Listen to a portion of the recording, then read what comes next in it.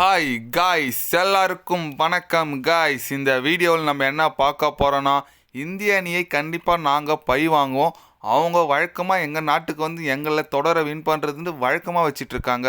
அதனால் இந்த வாட்டி இந்தியாவை நாங்கள் மிஸ் பண்ண மாட்டோம் அப்படின்னு சொல்லிட்டு ஆஸ்திரேலியா அணியின் ஓப்பனரான உஸ்மான் கவாஜா பார்த்தீங்கன்னா ஓப்பன் ஸ்டேட்மெண்ட் விட்டுருக்காரு. அவர் என்ன சொன்னார், ஏது சொன்னார் சொல்லிட்டு வீடியோ டீட்டெயில்டாக பார்க்கலாம்.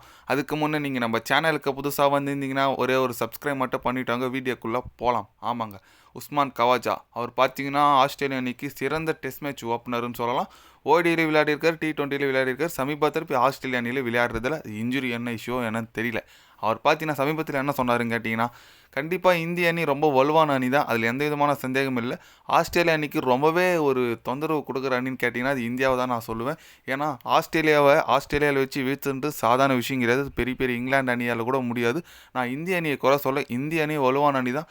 ஆனால் எங்களை கடந்த 4 வருஷமாக ஒரு தொடர் கூட இந்தியா எதிர வின் பண்ண விடலை. எங்கள் நாட்டில் வந்து எங்களே அடிக்கிறாங்க. அதனால் கண்டிப்பாக இந்தியாவை இந்த வாட்டி நாங்கள் மிஸ் பண்ண மாட்டோம். நாங்கள் பழி வாங்கினா தான் எங்களுக்கு ஒரு சாட்டிஸ்ஃபேக்ஷன் ஆகும். அதனால் இந்த வாட்டி தொடரை கண்டிப்பாக ஆஸ்திரேலியா அணி தான் 4-1 சொல்லிட்டு தொடரை வெல்லும், அதில் எந்த விதமான சந்தேகம் இல்லை அப்படின்னு சொல்லிட்டு பேசியிருக்காப்புல கவாஜா. ஆமாங்க, ஏன்னா இந்தியா வந்து இப்போ பார்த்தீங்கன்னா ஆஸ்திரேலியாவுக்கு ஒரு தொல்லை கொடுக்குற டீமாக தான் இருக்காங்க. ஏன்னா ஒரு மேட்ச் மட்டும் நம்ம நாட்டில் வந்து நம்மளை அடித்தாங்க. அதுவும் முக்கியமான மேட்ச் எதுன்னு கேட்டிங்கன்னா 50 ஓவர் உலகக்கோப்பை ஃபைனலில் நம்மளை வந்து நம்ம நாட்டிலே சொல்லி அடிச்சுட்டு போனாங்க. அந்த ஒரு போட்டி மட்டும்தான் ஆஸ்திரேலியா கொஞ்சம் ஃபேவராக இருந்துச்சு. மற்றபடி பார்த்தீங்கன்னா டெஸ்ட் மேட்ச்லேயே இருக்கட்டும், இந்த T20 உலகக்கோப்பையிலே இருக்கட்டும், எல்லாத்துலேயுமே இந்தியா தான் நல்ல ஒரு கேம் விளையாடிட்டு வந்துட்டு இருக்காங்க ஆஸ்திரேலியா அன்றைக்கி ஆப்போசிட்டாக. அதுதான் உண்மை. அதனால் கண்டிப்பாக நம்ம கவாஜா சொன்ன மாரி ரொம்ப தொந்தரவு கொடுக்குற அணியாக தான் இருக்கும் ஆஸ்திரேலியாவுக்கு.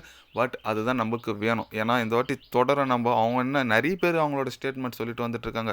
ரிக்கி பாண்டிங் சொல்லியிருக்காரு, பேட் கம்மன் சொன்னாங்க, அப்புறம் டிராவஸ் ஹெட் சொன்னார், அப்புறம் லெதர் லைன் அவர் சொன்னார். அவங்க கருத்து இந்த தொடர் குறித்து பேசிட்டு வந்துட்டுருக்காங்க. சொன்னவங்க ஆஸ்திரேலியா வீரர் எல்லாமே என்ன சொல்கிறாங்க, ஆஸ்திரேலியா தான் வின் பண்ணணும், ஆஸ்திரேலியா தான் வின் பண்ணணும்னு சொல்கிறாங்க.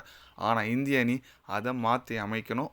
நீங்கள் சொன்னது தவறு, நாங்கள் தான் வின் பண்ணணும்னு சொல்லிட்டு அட்லீஸ்ட் தொடரை வின் பண்ணால் கூட ரொம்பவே மகிழ்ச்சிங்க. ஒரு 3-2ன்னு சொல்லிட்டு தொடரை வின் பண்ணால் கூட நம்மளுக்கு மகிழ்ச்சி தான்.